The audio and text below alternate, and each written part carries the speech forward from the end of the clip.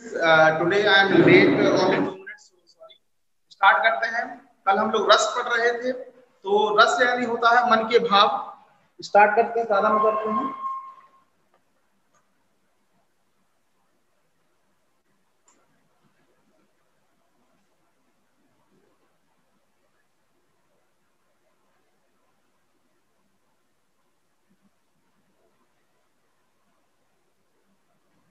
जैसे कल हम लोगों ने पढ़ा था कि रस का मतलब होता है मन के भाव।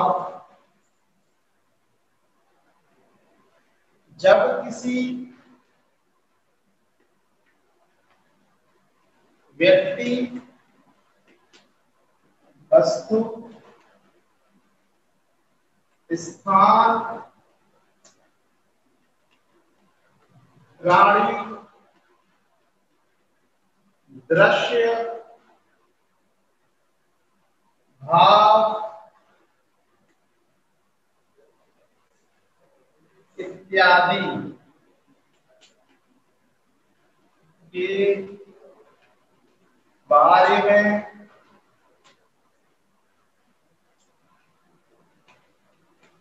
पढ़कर, देखकर, सुनकर,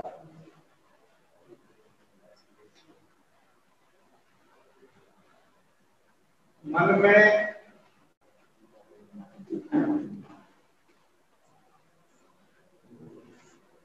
उत्पन्न हो तो वहां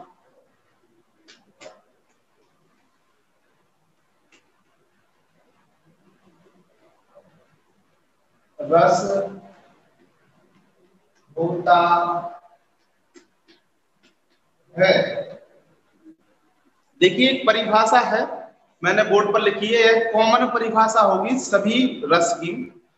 जैसे कि हास्य रस कल आप लोगों ने पढ़ा हुआ था, तो हमने आपको बताया था कि जब किसी व्यक्ति, वस्तु, स्थान, प्राणी, दृश्य, भाव इत्यादि के बारे में पढ़कर, देखकर, सुनकर मन में, अब यहाँ पर हंसी उत्पन्न होती है तो हास्य रस होगा, और दुख उत्पन्न होता है तो करुण रस होगा।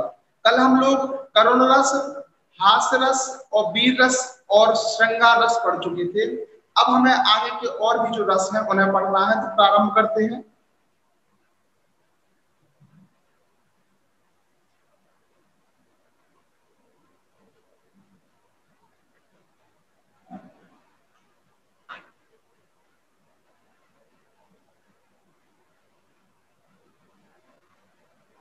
अब आपका अगला जो रस है नंबर 5 का, वो है रौद्र रस।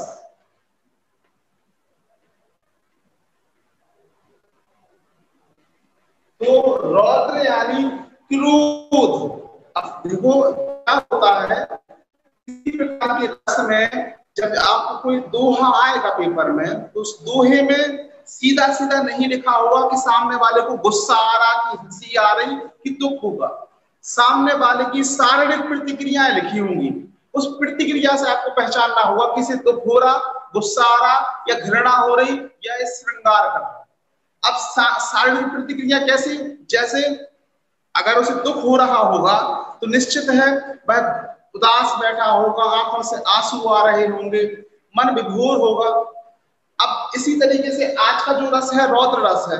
रौद्र रस में उसके साथ क्या प्रतिक्रियाएं हो रही होंगी? उसकी आंखें लाल हो गई होंगी, आंखें बड़ी हो गई होंगी, शरीर तमतमा उठा रहा होगा, क्रोध से मुट्ठी बांध रहा होगा, दांत मिसमिसा रहा होगा, ऐसी प्रतिक्रिया वो कर रहा होगा।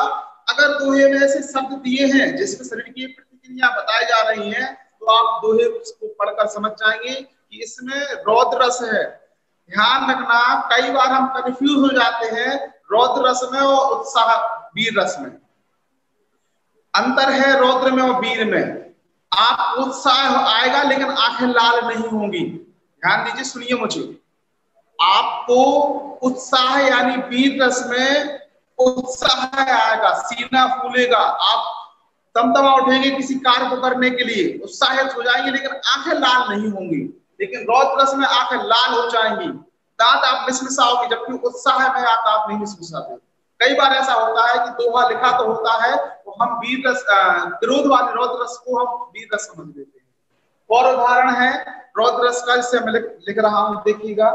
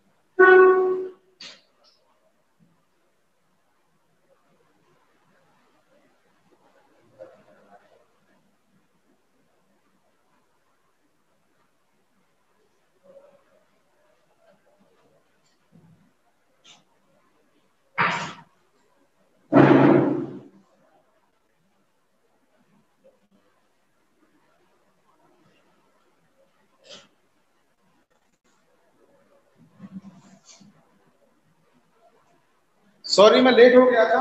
हाँ, तो यहाँ पर रौद्र रस के बारे में बात कर रहे थे। तो जो रौद्र रस है, एक मात्रा और आएगी। जैसे यहाँ एक दोहा लिखा हुआ है, एक दिन उसका साम्राज्य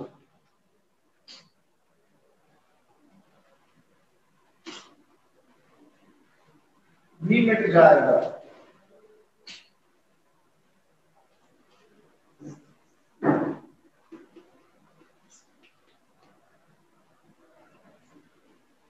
जैसे मिटाया उसको सब खंडर हो जाएगा।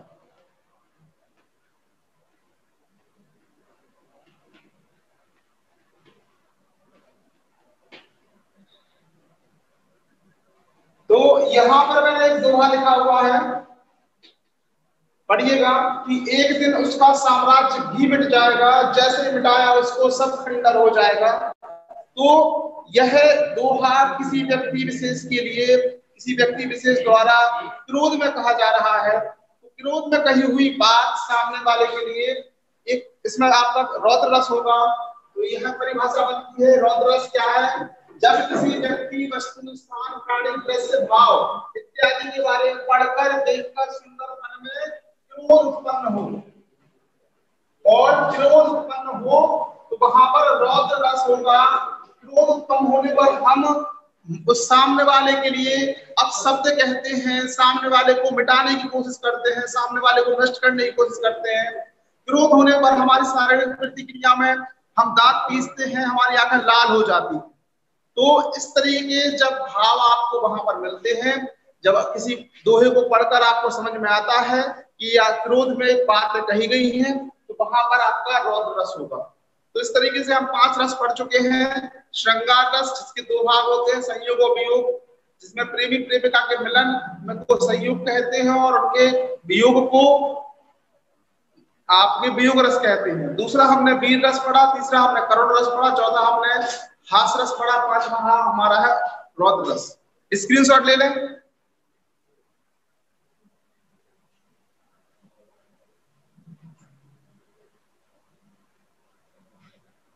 ठीक है, आपने स्क्रीनशॉट ले लिया होगा। अब अगला हम रस देखते हैं।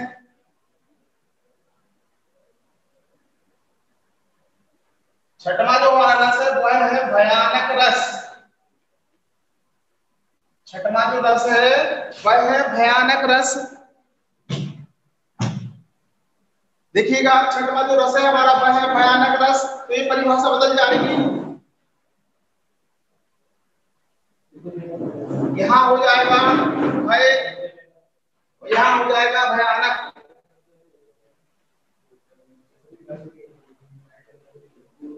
तो इस रस की परिभाषा क्या होगी, देखिएगा कि जब किसी व्यक्ति, वस्तु, स्थान, प्राणी, दृश्य, भाव इत्यादि के बारे में पढ़कर, सुनकर, देखकर मन में भय उत्पन्न हो। भय क्या होता है? डर।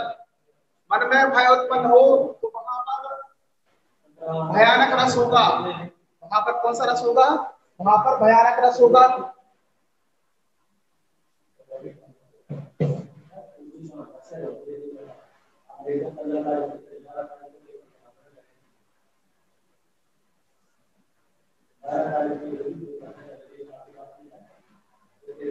तो वहां पर भयानक रस होगा। अब भय क्या होता है? भय डर होता है। डर एक भाव होता है जब हम किसी व्यक्ति, वस्तु, स्थान, किसी विशेष के बारे में इतना ज्यादा सुन लेते हैं कि उससे हमें अपने कोई कार्य ना करने के बाद, जैसे मान लीजिए आपने किसी मन में भूत का डर है, तो आप जैसे आपको, तो आप किसी अंधेरे से डरेंगे। फॉर एग्जाम्पल, आपको सांप से डर लगता है तो निश्चित है आप अंधेरे में रस्सी को सांप समझ लेंगे। तो डर एक प्रतिक्रिया है। जब हम किसी व्यक्ति, वस्तु, स्थान से जीत नहीं पाते हैं तो वह जीत ना होना, हार हमारी डर बन जाता है। जब हम किसी व्यक्ति विशेष से, किसी बात से जीत नहीं पाते हैं तो वह बात हमारी डर बन जाती है, वह हार हमारी डर बन जाती है। डर की प्रतिक्रियाएं होती हैं, क्या होती हैं कि मन में कंपन उठता है, हम कांपने लगते हैं। कांपने के अलावा हमारी आंखें बड़ी बड़ी हो जाती हैं। हम डरने में हो सकता है तुतलाने लगे, हकलाने लगे, हो सकता है सदमा खा जाए। तो ये डर की प्रतिक्रियाएं हैं। अब उदाहरण में आपको समझना होगा कि वह प्रतिक्रिया कैसी है, क्या है। स्क्रीनशॉट ले ले बेटा।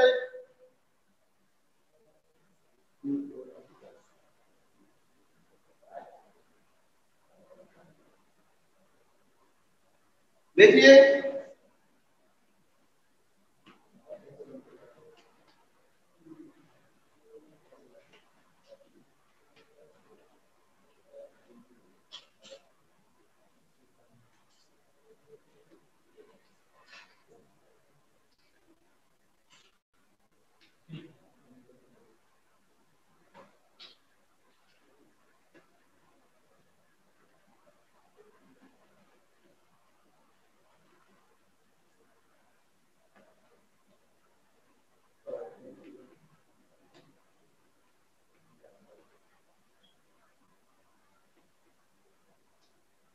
तो यह एक दोहा है। देखिएगा, एक और अजगर है, एक और मृग राय। मृग राय यानी मृग को मारने वाला, अर्थात सिंह, शेर। एक और अजगर है, एक और मृग राय, दोनों बीच देख वह परियो मूर्छा खाए। एक व्यक्ति है, एक तरफ अजगर को देखा, एक तरफ शेर को देखा, देह दोनों को देखकर मूर्छा खाकर बीच में बेहोश हो गया। तो ऐसी स्थिति होने पर निश्चित ही आपको मन में भय उत्पन्न होगा। जब मन में भय उत्पन्न होगा तो वहां पर भयानक रस होगा, उसका स्थायी भाव भय होता है। ठीक है, स्क्रीनशॉट ले लें।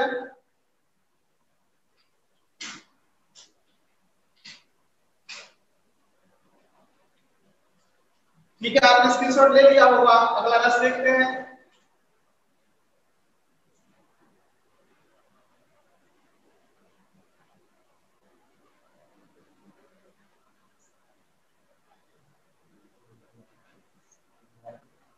अगला आपका रस है विभिन्न रस।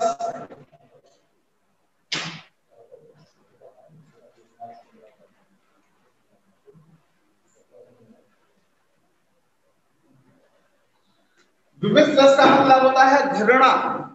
विविध रस का मतलब होता है घृणा। जब आप किसी व्यक्ति, वस्तु, स्थान, प्राणी, दृश्य को देखकर मन में जब हमें घृणा उत्पन्न हो, घृणा उत्पन्न हो, नफरत उत्पन्न हो, तो वह घृणा आपका उस जगह घृणा में विविध रस होगा। विविध रस का स्थायी भाव घृणा होती है।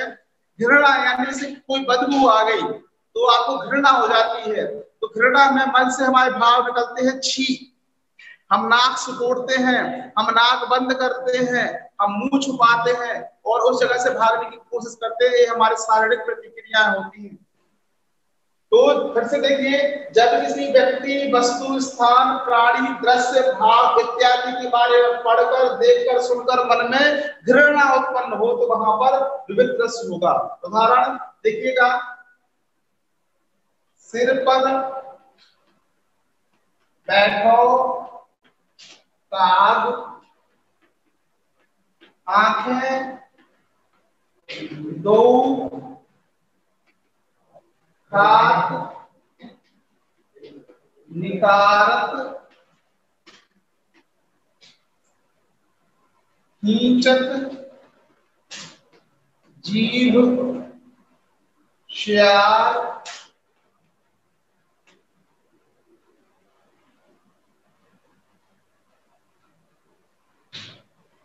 अति आनंद, उर्धारत।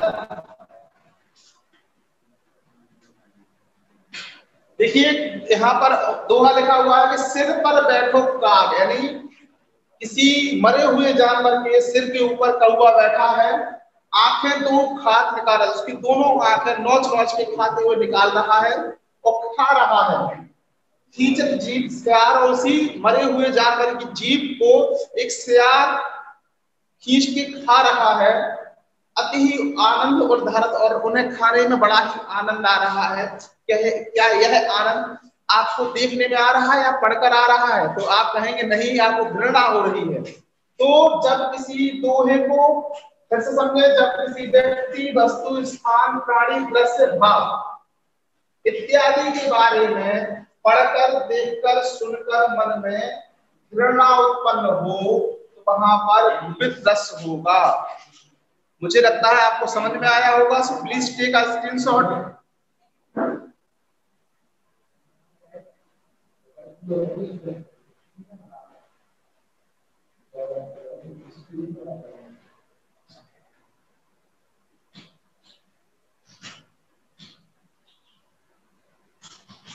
ठीक है, अगला रस देखते हैं। अगला रस है अद्भुत रस।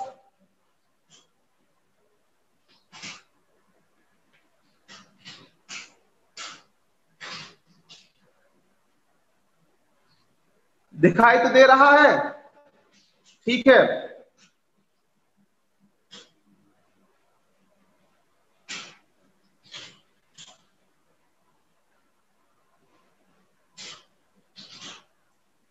देखिए अगला रस है अद्भुत रस। अद्भुत रस क्या होता है समझते हैं।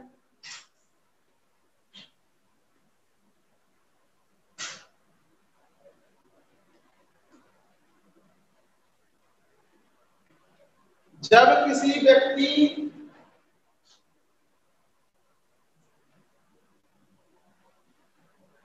अद्भुत, अद्भुत यानी होता है विस्मय हो जाना, मन में मतलब विचार आ जाना, आश्चर्य में पड़ जाना ही अद्भुत कहलाता है। अद्भुत यानी आश्चर्य में पड़ जाना। ऐसी बातें, ऐसी चीजें जो कभी पहले नहीं हुई हो, अगर हम अचानक देख लेते हैं तो हम आश्चर्य में पड़ जाते हैं। अरे, तो आश्चर्य में हमारी क्या प्रतिक्रिया होती है? सोचिए, अभी आपको चले पता कि कोरोना वायरस समाप्त हो गया, न्यूज आ जाए, तो आप क्या करेंगे? ठीक है, तो आप आश्चर्य में पड़ जाएंगे। या हो सकता है आपको न्यूज समझ में आए कि अभी तक आपको केवल धोखा दिया गया, कोरोना वायरस जैसा कोई सिस्टम वायरस था ही नहीं। तो आप क्या करेंगे, आप आश्चर्य में पड़ जाएंगे। या अभी आपको चले पता कि भारत और चीन का युद्ध छिड़ गया है और दिल्ली पर परमाणु बम गिर गया है, तो ये बात सुनकर आप अचंभित हो जाएंगे। ठीक है, तो आश्चर्य में पड़ जाना, जब हम आश्चर्य में पड़ जाते हैं ऐसी बातें सुनकर जो हमने पहले कभी ना देखी हो, तो वहां अद्भुत रस होता है। उस स्थिति में हमारी शारीरिक प्रतिक्रिया होती है कि हमारा मुंह खुला का खुला रह जाता है, हमारी आंखें बड़ी हो जाती हैं और हम सदमे में 2-3 सेकंड के लिए स्थिर हो जाते हैं। ये हमारी बात है और हम अजीब अजीब बातें करने लगते हैं। तो यहाँ लिखा हुआ है, वो देखिए, जब किसी व्यक्ति, वस्तु, स्थान, प्राणी, दृश्य, भाव इत्यादि के बारे में पढ़कर देखकर सुनकर मन में आश्चर्य या विस्मय उत्पन्न हो, विस्मय उत्पन्न हो या आश्चर्य उत्पन्न हो,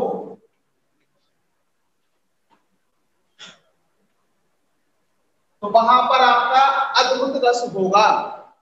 वहां पर कौन सा रस होगा? आपका अद्भुत रस होगा। देखिए उदाहरण है,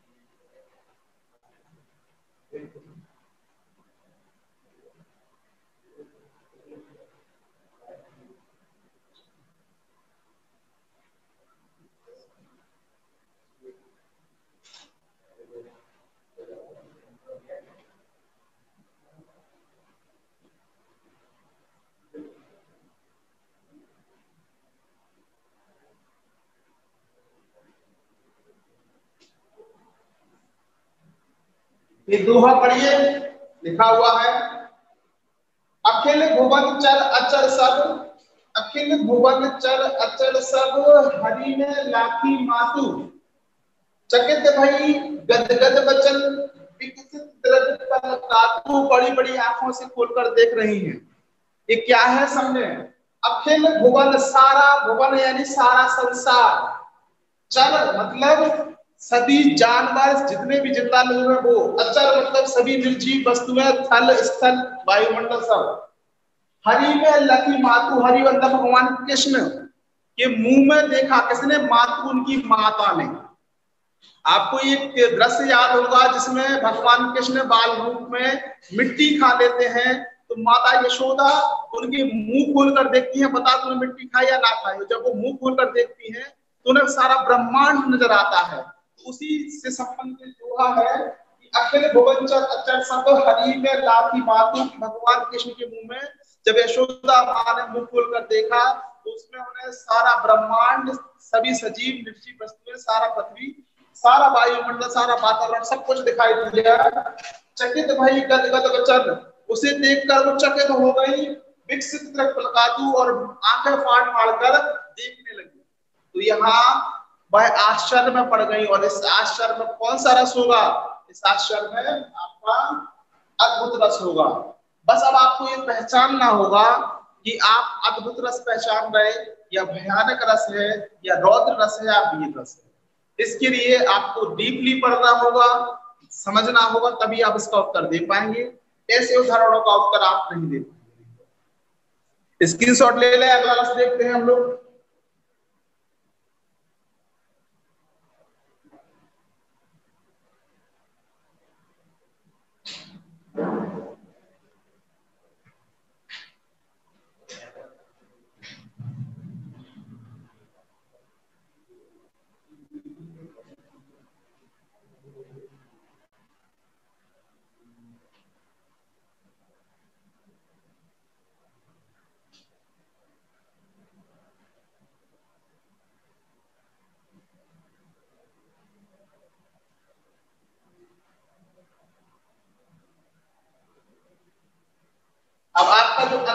है वह है शांत रस। इसका स्थायी भाव होता है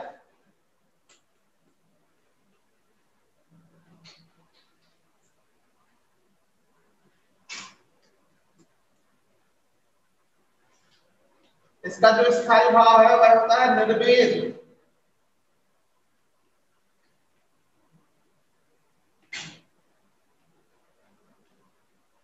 जो इसका स्थायी भाव होता है वह होता है निर्वेद।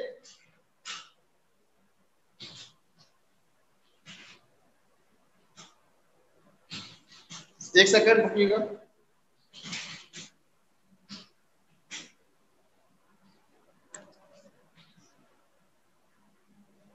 जी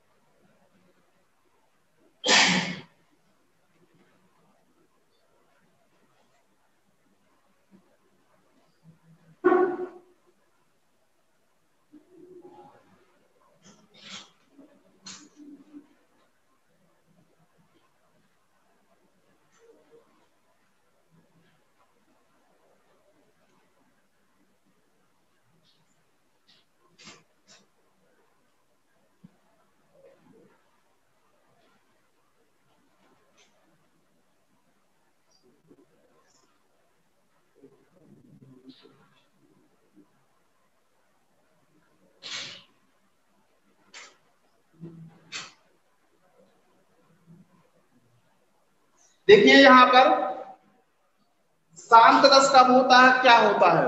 शांत यानी मन में शांति ग्रहण करना। देखिए एक अभी मैंने आपको समझाया था, जब हम रस प्रारंभ कर रहे थे तो 9 रस के बारे में आपको बताया था कि रस 9 होते हैं।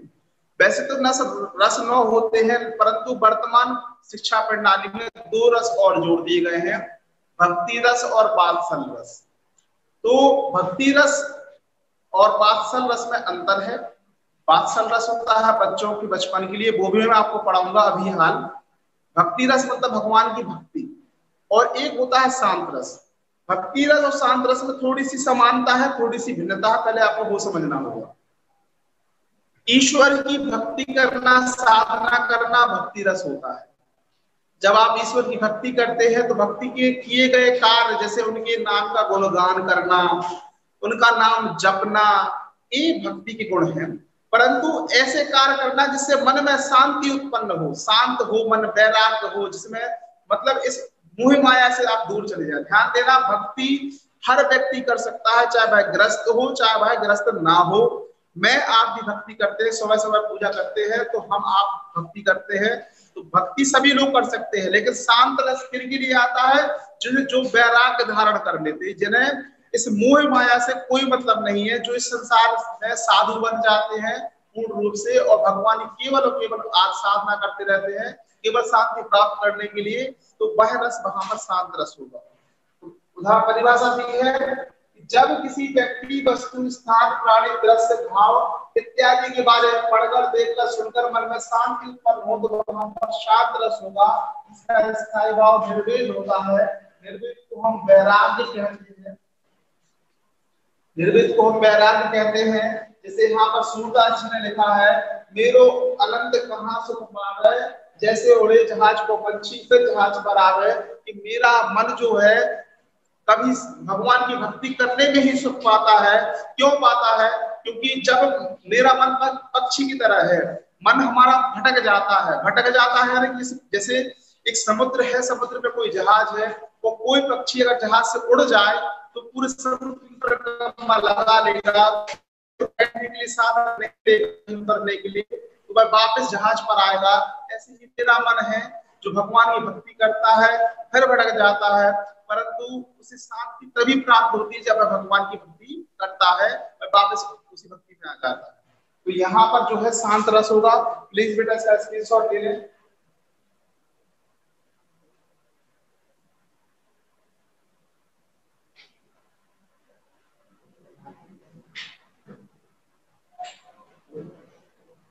ठीक है, अगला जो रस है वह हम समझते हैं भक्ति रस।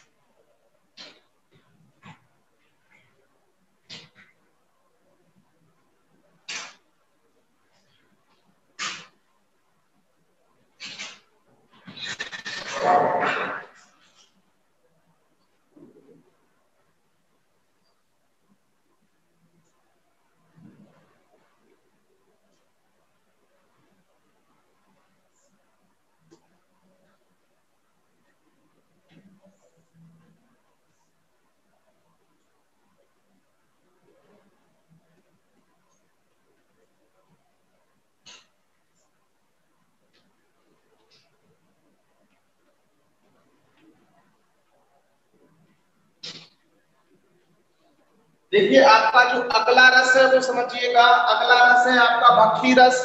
भक्ति रस में हम ईश्वर प्रेम के बारे में बात करेंगे।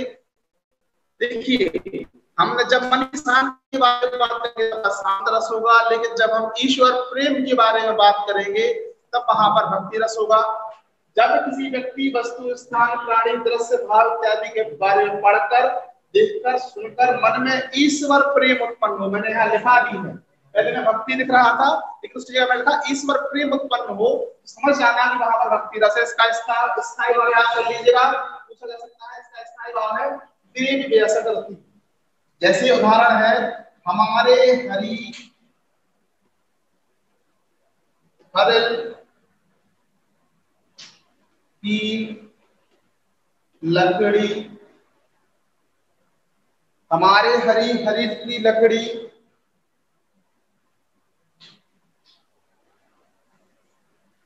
मन क्रम वचन नंद नंदन और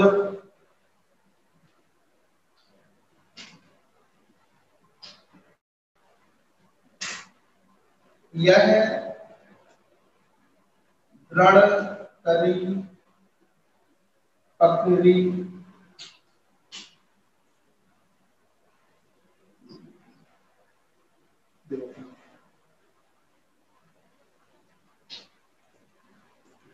जागत सोबत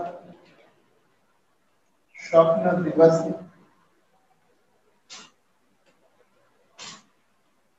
दिवस कान कान जकड़ी।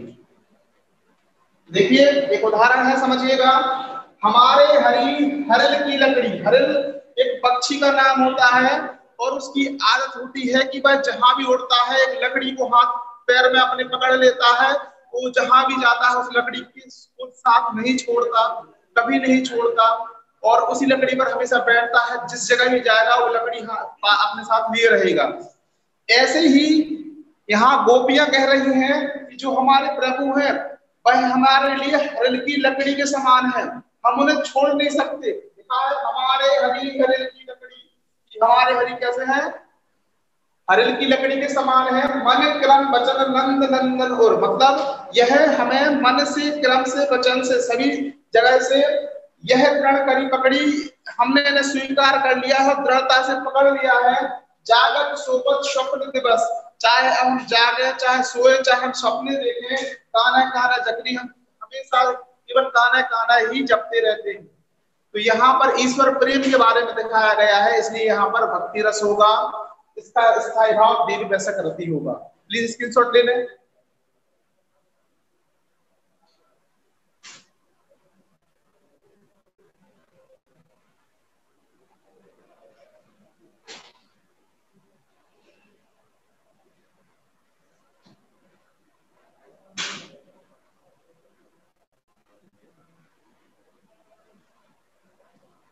अगला है आपका, अगला और अंतिम है वात्सल्य रस।